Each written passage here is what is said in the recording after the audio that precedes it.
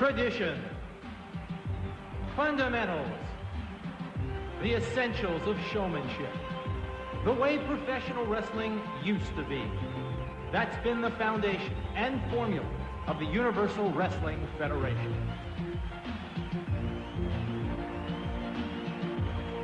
It began in the summer of 1990 with a mandate from founder and president Herb Abrams to bring professional wrestling back to the glory days. The UWF charter has followed in the footsteps of some of the great teachers of the sport.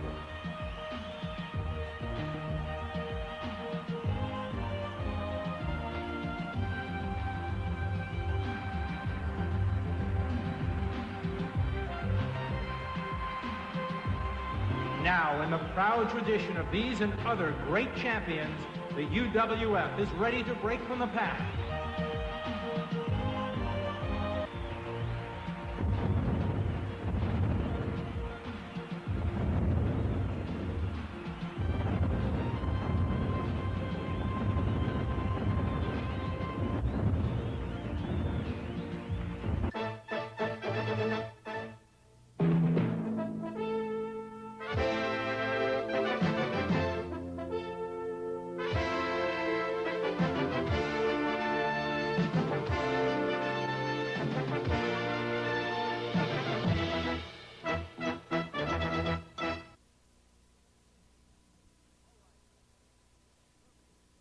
All right, wrestling fans, this is Herb Abrams, president of the Universal Wrestling Federation, bringing you non-stop wrestling action.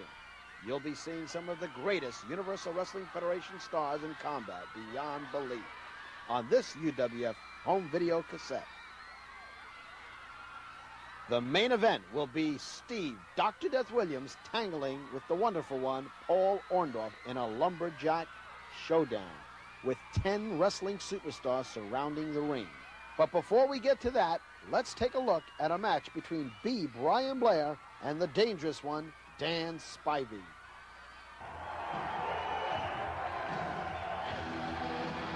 The moment of truth is here, wrestling fans. Coming down the aisle in our feature match, the dangerous one, Dan Spivey. And look at the fire in this man's eyes, that crazed look. This guy's a wrestler to be reckoned with here at the UWF.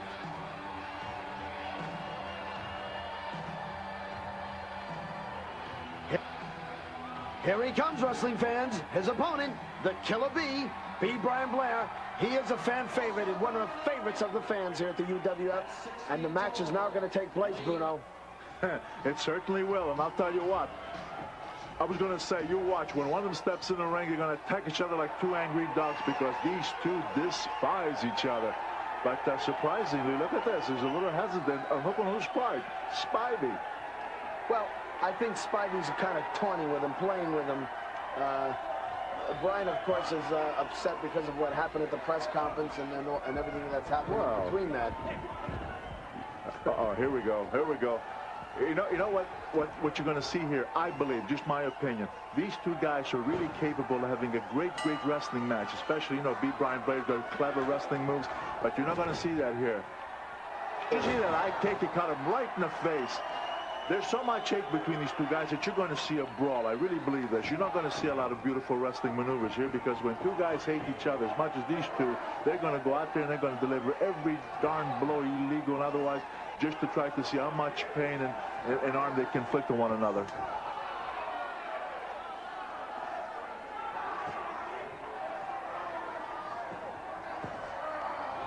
Look at this. I mean, Spivey, look at this. With that choke hold here. And he's really putting that weight behind. I'll tell you what, when you put that 350 pound, slingshots right in the middle of the ring. I'll tell you what, these guys, like as we said from the beginning, there's an awful lot of hate here. And these guys they're not going to be satisfied till one has really destroyed the other guy, really has done, real physical damage to him. Yeah, this is the war to settle the score, but... Hey, that bear hug. A guy like Spivey with that 350 pounds frame of his got an awful lot of power. And I'll tell you what, he can really do a number on Blair's back with this one because he is powerful. Yeah, it looks like he's crushing his ribs, Bruno. Oh, this could be it for Blair. Blair's in pain. Look at him. I mean, you can really see he's in pain. The referee's trying to, hey, he's asking him, you want to quit? You want to give it up? But Spivey will not make Blair give up because Blair's been waiting for this match. There's an awful lot of hate that has built up from that incident in New York, and he'll rather see his back break before he'll quit. He's out of it. Oh, what a close liner. Gee, he came off the ropes. He was going to go for a tackle, but Spivey, to his credit, he caught him with a close liner, and there's Blair in trouble again. And boom, one a left right to the head.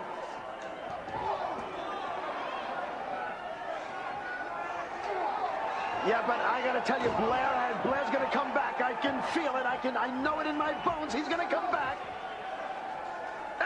There it is. No. There he goes with that hangman again. Bruno, that looks like a big Bill Miller hold from years back. Hey, believe me, I've been in that situation, and I'll tell you what, you feel like your head's going to be torn off your body. And Blair, I'll tell you, he's feeling, see the boots. I mean, you know, good, right shot, right midsection. But see, unfortunately, because he's turned away from him, and you know, he's got to try to deliver that blow and get some continuity with it, so that to get this guy Spivey down a little bit, because so far it's been on Spivey. In all honesty, yeah, Blair needs to be outside the ring for a rehash of this. Backdrop, beautiful. Good move by Blair. Good move. Now, if he can get up, if he can, well, no, see, Spivey's getting up before he is. Losing the momentum here. This looks like a abdominal stretch. Very good. Now, a guy like Spivey, if he gets abdominal stretch like this, if he really leans the weight in and puts pressure on it up, he can really stretch your ribs. I mean, he's right there. The way he is right now, if he leans more, puts more pressure onto that arm and leans his own body, puts a leverage to Spivey's left. Way, beautiful. Yeah, beautiful. Beautiful. He misses with the elbow drop. Brian's in agony, but in this match, Blair will be like the cat with 9 lives. You can take 7 lives, but he's going to keep coming back. He's going to keep coming back. Oh, the neck breaker. Neck breaker. This could be it. This could be it. 1, 2. No, Brian got out of it. Just in the nick of time. A split second, Bruno. I'll tell you what, that's a rarity. I've seen Spivey do that neck breaker to many a guy, and they don't get up. He got up because, like I say, sheer guts, because he knows he don't want to go down and defeat. With it. That kick, it wasn't strong, didn't knock him down. Come on.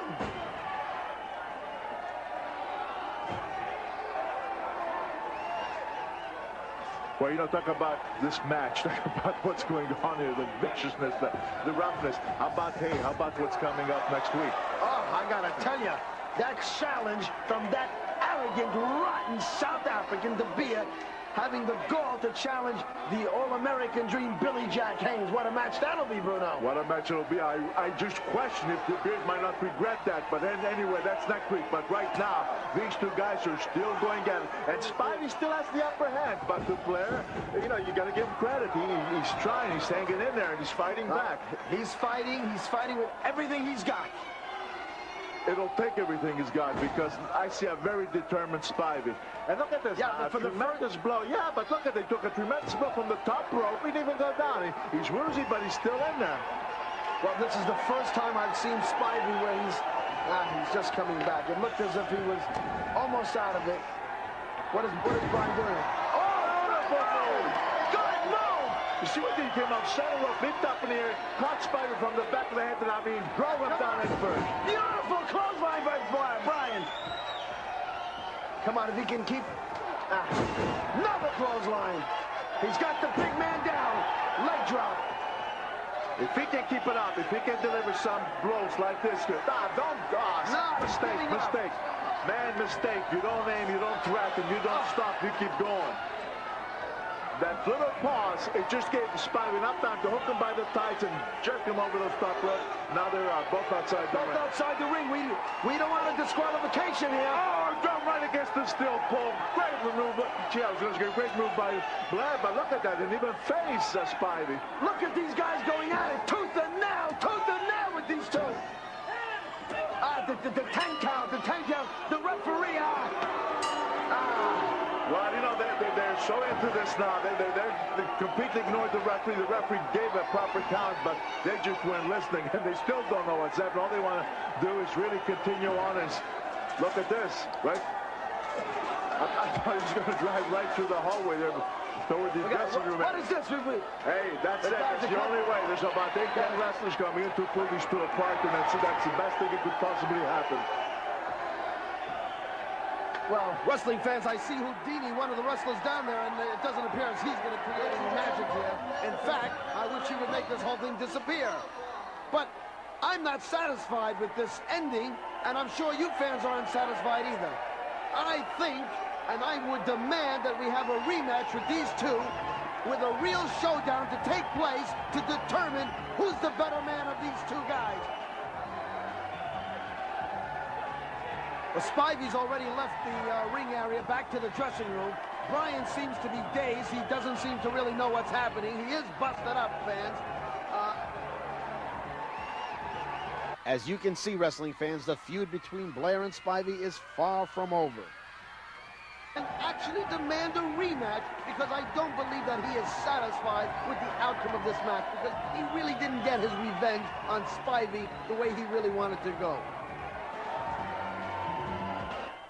Next up, we have a wild match between Don the Rock Muraco and the unpredictable Cactus Jack, a true main event in itself. And remember, coming up later, the Williams-Orndorff Lumberjack match with 10 superstars surrounding the ring.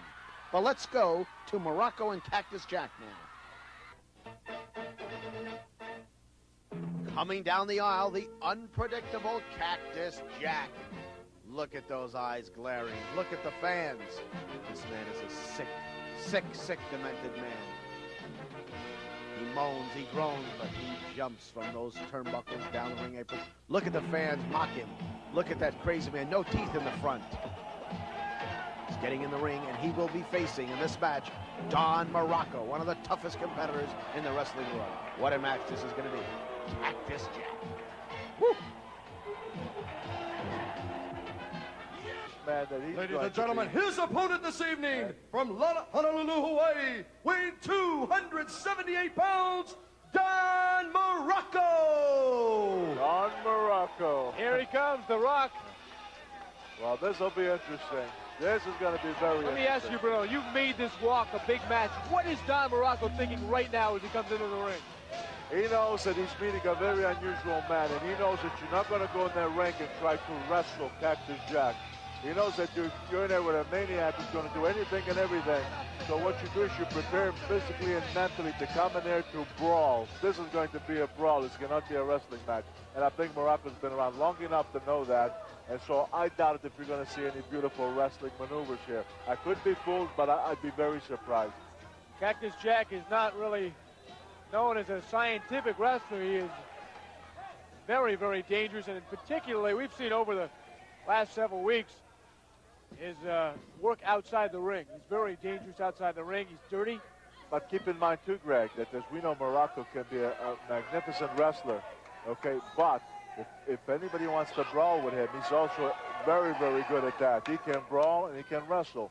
So, you know, he can do it all. So that's why this is going to be so interesting to see who's going to get the advantage here. Other point, of course, the foreign object. Cactus Jack has been known to have a foreign object on him.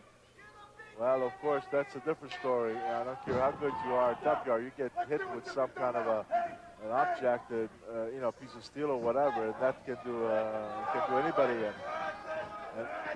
And here, look at this. We're talking about what kind of a brawl, and right off the bat, they started with a headlock, then they went to overhead wrist lock, and then back to the headlock. So they're making liars out of us, Greg. They're using wrestling all these wrestling moves, that's right. And how do you like that? Now there's a tackle, and now here's Cactus Jack, who's a very, very big guy, and you know, he couldn't knock him down. Now you know why they call him The Rock, Don Muraco. Feature match on the Fury Hour, Muraco and Cactus Jack. You look at Muraco banging the Cactus Jack, and again. So he missed a clothesliner, and he took 2 tackles, and he went down both times. Look at this clothesline right over the top rope. And out. You know, and strangely enough, if Muraco were to go after him, then the advantage here would go to Cactus Jack, who just seems to, Uh-oh. He's got a chair. Now let's see. Is he going to bring it in the ring? He operates well outside. Oh, he's hitting himself with it. That's brilliant. That's smart. That's it. Do it. Keep that, boy. Muraco's probably saying, keep doing it, and you're going to save me a lot of problems here. He knocked himself down with the chair. Are you kidding me? Now, is that a man that's dealing with a full deck or what? There's a guy who needs a manager, you know? Needs a little direction. My Lord, he hit himself a half a dozen times. Oh, boy. Wow. I mean, I didn't think he had a full deck, but he went beyond the Call of Duty there. But look at him smiling. All right. Oh, boy. Well, let's see what happens now. Back in the ring.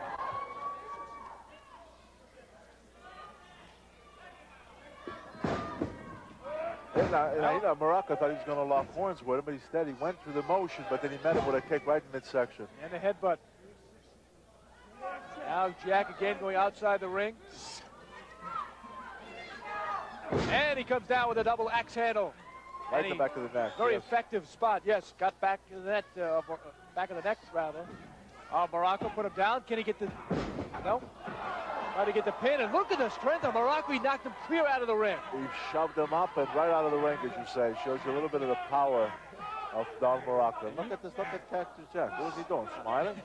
Liked it? Maybe liked that. Maybe liked to get dumped on that hard concrete floor. Yeah, you can see there's no Especially if he lands on his head. He likes it better then. May knock some sense into him. He still appears very wobbly outside. He looks like he's almost trying to lure Muraco outside the ring, and The Rock is very knowledgeable. He knows smart that the best place for him is the squared circle. Now there's an arm bar. Let's see. That works on the arm. Twisting and then yanking. Maybe he's trying to pull out of the socket or maybe stretch it about a foot or so. Boy, it doesn't take much either when you get that kind of power. When you're pulling on the arm and the socket area of the shoulder. And now bending near the elbow. No. Evidently he's feeling pain. Here's a man that everybody says feels no pain. I think Muraco is introducing him to some good, serious pain. Well, Cactus Jack, you know he's not playing with a full deck. He's not playing with a full set either, as you can see. Yeah, but right now Muraco is trying to turn him over. The way he's got him hooked up with both arms. Going to take him over to see if he can put him down for a pin. Not easy, but look at this. It's almost, boy, you'd think it almost impossible at that angle to get both shoulders down. Yeah, well, that right shoulder's not down. Well, if Muraco can only bring his upper body up higher so that he can use it to leverage on top of, he spun around and I just got him with a hammerlock. Muraco's still applying that hammerlock. You gotta be careful you don't get hit with that elbow. Watch that elbow. There it is. Referee Jesse Hernandez keeping a close eye on the two combatants. Muraco whipped into the turnbuckle, ducks neatly underneath the big right hand, but then takes the boot. He ducked the clothesliner, but he didn't duck the boot. Hard to duck the boot when you're 278 coming straight at him. Well, we said there was going to be a tough one, and it is. It's really going back and forth. So far, I would say it's been very even. Pretty close. Yeah, it's been very close so far. It's back and forth, back and forth. And just like you expected, it is really a brawl. Well, yeah, as we said from the beginning, okay, so we've seen a hold or two here, but basically, that's what it's going to be. It's going to be a tough brawl here. Link shots him off the top rope. And, you know, these guys are very close, body weight-wise, Greg. They're both around close to that 280 mark. Gets him in the back of the head. Now, can he get the press? No. And again, Muraco doesn't just knock him off, Bruno. He knocks him clear out of the way. Now, this is a reverse chin lock. Now, some might mistake this for a sleeper, but he doesn't have the proper leverage. Got to get completely underneath. Absolutely. And then on the side to shut off the blood circulation from both veins on the side of your neck. Jugular vein, I guess. Gets the carotid arteries cracked. Look at those punishing blows. Great move by Muraco. He ducked underneath the flying Cactus Jack. And now they're both outside the ring. Yes, as far as Muraco Boyd coming out of the ring. Now look at this, he came out. But you see that, he tried to run Cactus Jack head against the steel post, and Cactus Jack just shoved him and hit him with that shoulder. We've talked about how effective Cactus Jack is outside the ring, and on the metal As we said earlier, maybe Muraco would have been wiser to have stayed in the ring. Those fans are finally moving back. What's Muraco going to do here? He's got a piggyback, and he's going to pile driver. He did. Oh, my. Right on the concrete floor? This I got to see. Come on. You're going to tell me that he's going to get up from this? Well, Cactus Jack is getting up. And, right into the pipe. Oh, look, his head is split open. And he is split open. Yes, he has. I believe it was on the pile driver, Bruno. When he pile drived it right on that cement floor, he got up, but when he got up, the blood was just spewing out. Yeah, he was bleeding. Yeah, there you can see now the blood. He's bleeding bad. Oh, look at this. Look how bad he's bleeding. It's on the right-hand side. Oh, God. Right eye. Big clothesline by Muraco. And he just continues to fire away. Referee taking a look, but not stopping it. It appeared to be just a matter of time. He got twisted up in the ropes. He saw him. Look at this. He's caught between the ropes. No, he's not going to get out of that. Oh, I knew he wasn't going to get out of that. Cactus Jack slides out of there. Look how bad he's bleeding. I mean, my goodness. Look at that. Look at all that blood. He's really got a terrible gash. You know, he can't even see very well, Bruno. That blood, that's it. Yeah, he's counted out. Whoa. That is not a pretty sight there. For Don Muraco, however. Look at all that blood. Look at all that blood of Cactus Jack. My goodness, what a gash on him. Above the eye, on the side of the head there. I mean, he's got a really deep gash. He's hurt. Okay, wrestling fans, this is Herb Abrams again, and it's time for our main event. Steve Dr. Death Williams and Paul Orndorff in a lumberjack match. This match has been signed to settle a very violent feud. Without further ado, let's go. This is the long-awaited match we've been waiting for, the Lumberjack Match, pitting Steve Dr. Death Williams against Paul Mr. Wonderful Orndorff. Making their way down the aisle, the Power Twins, Don the Rock Muraco. Remember, these 10 men surrounding the ring are there for the rules of the Lumberjack Match, which are for these men to throw the guy who gets thrown out of the ring back into the squared circle. If Steve Dr. Death Williams or Paul Mr. Wonderful Orndorff gets thrown out the ring, it is the job of these 10 men to throw them back in the ring. Coming down the aisle, the unpredictable one, Cactus Jack. What mayhem is going to happen with Cactus Jack around ringside? Also on ringside, Corporal Chris Michaels, Steve the Wild Thing Ray coming down the aisle, Sonny Beach from Santa Monica, California, Tom Chippendale Brandy around the ring, Sonny Blaze, all the top stars of the UWF are surrounding the ring. Cowboy Bob Orton now coming down at ringside. Wow, what a match this is going to be. These two men have yet to settle their score, and tonight's the night we hope that this match will be settled. The Lumberjack Match. And coming down the aisle now, one of the contestants from Oklahoma, Dr. Death, Steve Williams, now entering the ring. And he'll be facing from Brandon, Florida, Paul, Mr. Wonderful Orndorff, as he comes storming down the ring. My apologies. This is Mr. Orndorff. There they go. Orndorff and Williams. Well, you knew this was coming. You knew that as soon as the second guy came in the ring, they were going to go after each other, and there they go. Orndorff headbutted by Steve Dr. Death Williams. The last time these two guys went in the ring, they could barely walk out of it. They were both bloodied and both nearly crippled their way back to the dressing room. They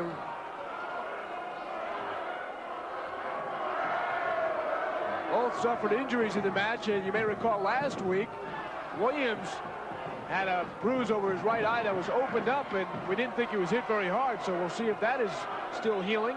Well, I would be very surprised if that wound does not open up again, because keep in mind that was just last week. You know, a week doesn't close a gash, okay?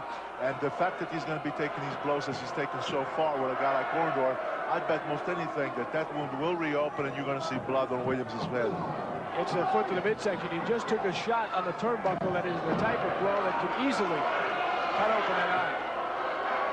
Boy, these two guys have been waiting a long time for this one. The Lumberjacks outside the ring, by the way. Power Twins, Don Muraco, Chris Michaels, Cactus Jack, Steve Ray, Sonny Beach, the Ace, Cowboy Bob Orton, Carmine Albano. But you know, Craig, the objective here is that one of these guys get thrown out of the ring. People cannot be partial out there. They got to throw him back in the ring, regardless who it is. And often what happens here, this favoritism will take place. See, Orndorff came out to the side of Cactus Jack. Everything. No. Now look wait a at minute. this. They're Look at this. They're giving him the business over there. Yeah, they're giving him the business. They're rough with him, and okay, throw him back in. A little bit. Look at Morton. He's saying, yeah, he got a couple of shots here. You know, their job is anybody who comes out to just get him back in the ring, and that's it. And you'll see as the match progresses that there are some of these people out there, if it's the guy that they get along with, they'll take care of him, you know, and maybe encourage him or not rush him to get back in the ring. And that shouldn't happen, you know. Have you heard of any side deals before the match set up? Does that happen? Or Dr. Death talking to a, let's say Bob Orton, for example? Hey, listen. Some money under the table? Who knows? All right, here's Dr. Death. So let's see, the Power Twins are on him. Muraco trying to get over there. Who else is there? Randy, they get him back in. Then well, Muraco rushed over to get him in because the Power Twins were taking a good old time. You know, they weren't in such a hurry to throw Williams back in. This match is really made for both of these guys. And I say that because of their terrific shape. Because most matches, if you do go outside the ring, you can take your time up to 10 seconds at least and get your breath at least before you get back in. This kind of match, oh, you see the excruciating hold there. You never had a chance to get your breath. You're thrown right back into the action. Right. It's just about anything and everything goes. I mean, you have a referee in there, but he's not going to break any holds or anything, things like that. So it's go, and it's usually you very seldom in a lumberjack match see what I'd call a wrestling match. You will not see really wrestling holds being applied because this is a brawl. This is where two guys are really out to do each other, and you're going to see a lot of vicious blows, kicks, punches, buckles, over the top rope, all sorts of violent moves like that. If you had to pick a side to go out from our broadcast position in the camera location, to the right side of Muraco is where he would want, or rather Orton is where he would want to go out, and Williams would want to go out to that left corner because you see Cactus Jack and Orton and the Power Twins to the left, and to the right it is Brandy, Sunny Beach, Wild Thing Ray, and Muraco. I've seen some lumberjack. I've been involved in quite a few lumberjack matches myself throughout my career, but I've seen sometimes where a guy who will have probably made a deal with some of his friends because if he gets tired, he's getting the worst of it, he himself will go out toward where these people are because he knows that they're going to protect him a little bit, and if some of the other guys come around, they'll block him out just to give him a little rest to recoup. So you see a lot of stuff going on that shouldn't be going on. I'm not saying that we've seen any of it here so far. We really haven't. But as they say, the match is still young, so we'll see. All right, a good look at some of the Lumberjacks looking on here as Williams applying the pressure to the ankle of Mr. Wonderful. And now, good effective boot to the thigh. You see Orton and Jack, they look like two kids trying to get into a game. They don't look like they're going to be too happy sitting down. And there's a great kick as Orton was down. And they throw Williams right back into him. You see how quickly they threw him in because he went out where Muraco was and immediately saw the beach and Steve Ray came running. Now I assure you, if Williams had gone out to the other side with the Power Twins and Cactus Jack, they'd still be out there. That was some impressive move by Orndorff, lying in that prone position to fire up a kick and knock out big Steve Williams. Close-up, looks like nothing is opened up yet. Williams taken down.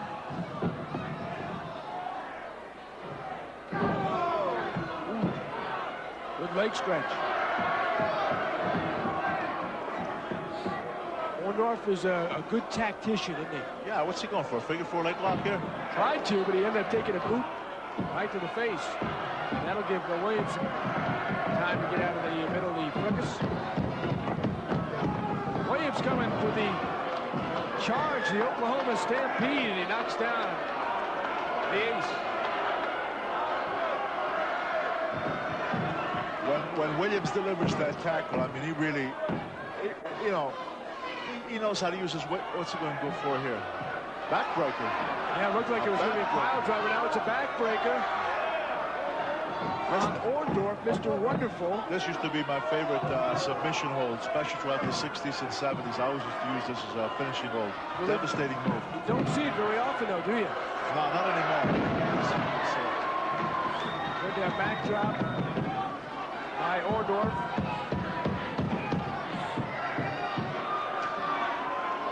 Lumberjacks, 10 of them around the ring. There's Chris Michaels, Cactus Jack.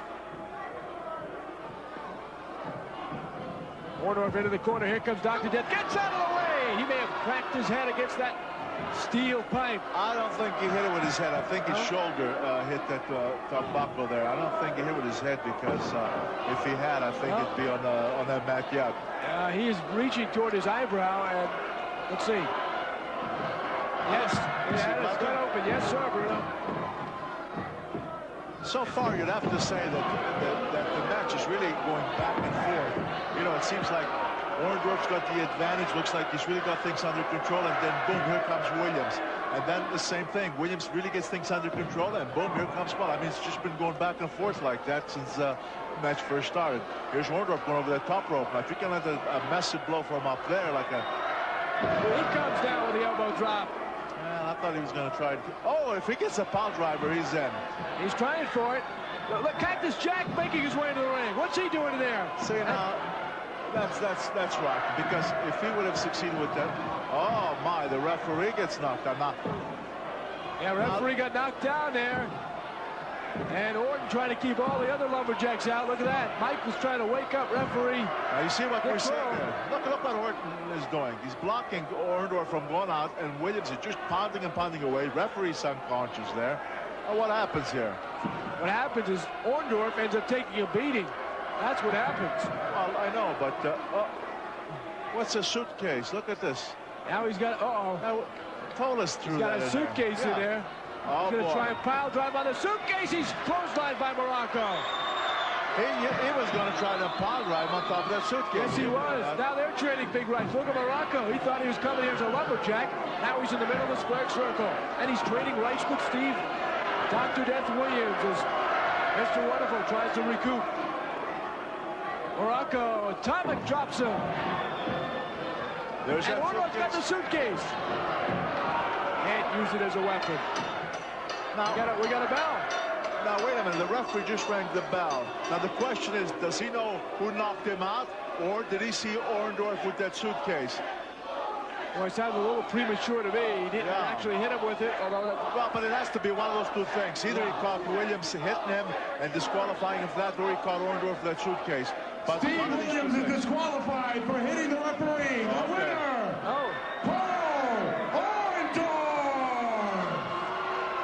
for hitting the referee, okay.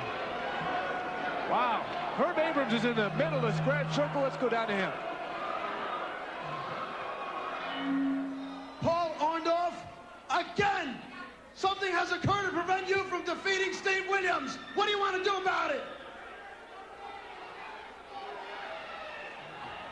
Well, it's obvious to see that these people out here are very upset. I don't like to win a match like that. That's like kissing your mama. There's only one way to settle this, Herb. And I want to ask you and the officials of the UWF to take this challenge to Dr. Death, Steve Williams. I want a cage match. That's the only way. I think the fans should decide that.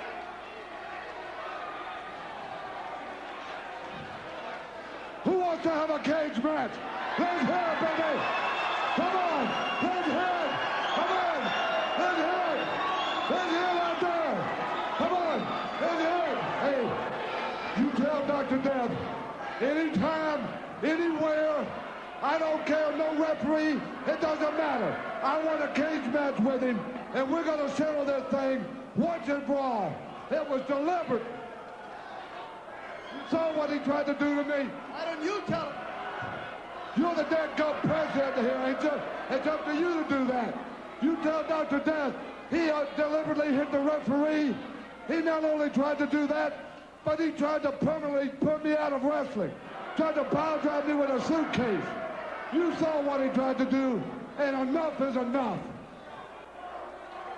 Some strong words from Mr. Wonderful. You never would know he won it. Paul Orndorff demanding a steel cage match from Steve Dr. Death Williams. We're going to talk to Steve Williams and see if he'll accept that challenge. Just wanted to mention some of the other great UWF home video cassettes, such as the UWF Beach Brawl Spectacular, the 2-hour special.